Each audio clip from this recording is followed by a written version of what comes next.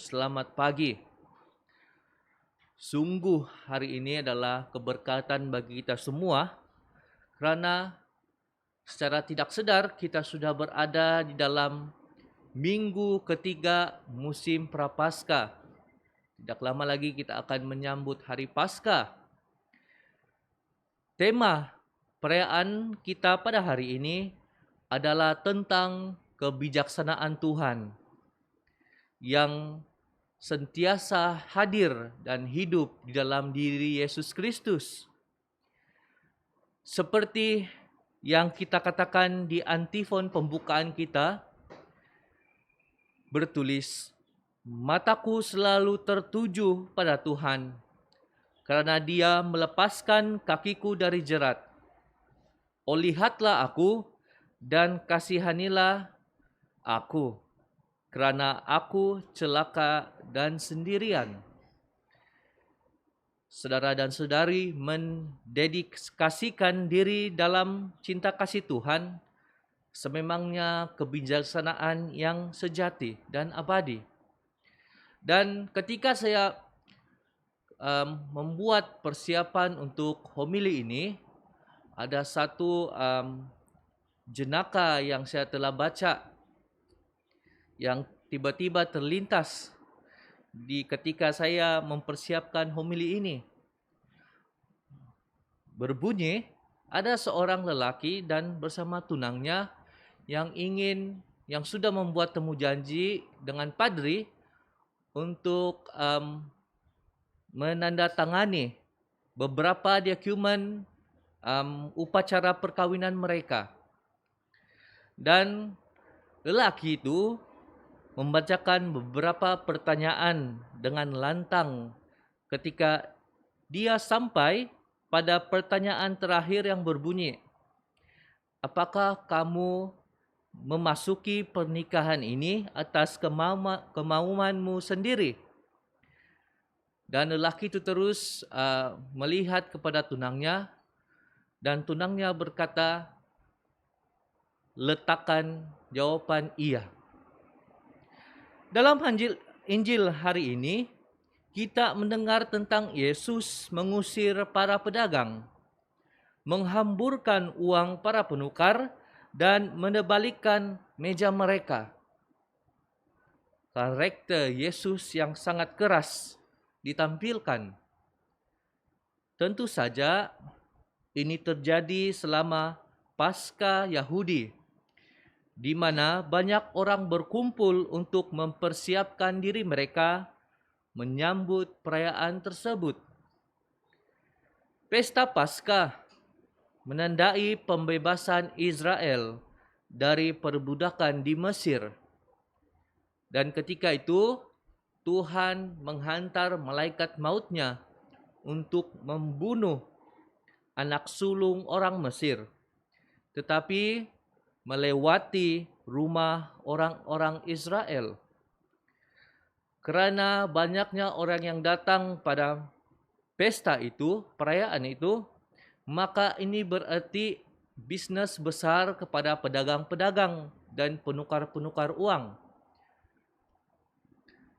Dalam narasinya, kita mendengar Yesus membuat cambuk yang digunakan untuk mengusir bisnes-bisnes mencari uang yang telah bagi Yesus menajiskan bait Allah itu. Saudara dan saudari, cambuk yang digunakan Yesus menandakan otoritas dan juga kekuatan.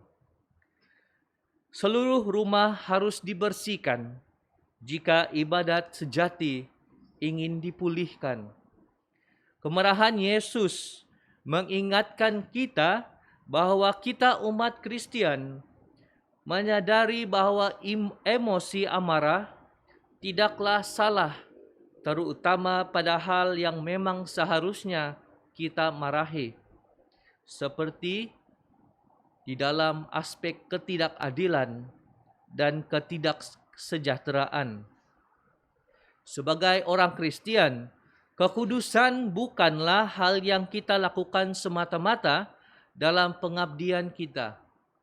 tetapi juga ditemukan di dalam diri kita ketika kita bertindak dan berpikir seperti Yesus. Dan contoh nyata oleh Yesus ditunjukkan kepada kita ketika dia bertindak melawan ketidakadilan dan korupsi. Ketidakadilan dan korupsi memecah belahkan masyarakat sehingga tidak mungkin tercipta kondisi yang tidak menutup kesempatan yang sama bagi individu dan kelompok-kelompok tertentu. Juga benar tentang apa yang kita lakukan selama masa Prapaskah ini. Berdoa, berpuasa, dan beramal bakti. Ini adalah tindakan yang memungkinkan kita untuk berpartisipasi dalam memberikan sumbangan kepada lingkungan sekitar kita. Dengan beramal bakti, kita sebenarnya berbagi berkat kepada orang yang lebih memerlukan. Saudara dan saudari, ketika Yesus mengusir apa yang membuat bait suci terlihat seperti tempat pasar, ini juga berarti bahwa gereja fisik kita adalah tempat yang kudus. Gereja adalah tempat khususnya di mana Tuhan hadir. Gereja adalah rumah doa. Mungkin kita juga bisa memikirkan kembali, merenungkan kembali tentang sikap yang kita miliki apabila kita datang ke gereja. Kita datang ke gereja karena kita memerlukan Tuhan. Itulah alasan yang utamanya. Dan ketika kita dengan tulus hati datang ke gereja, maka Tuhan akan memberikan kita roh kehidupannya.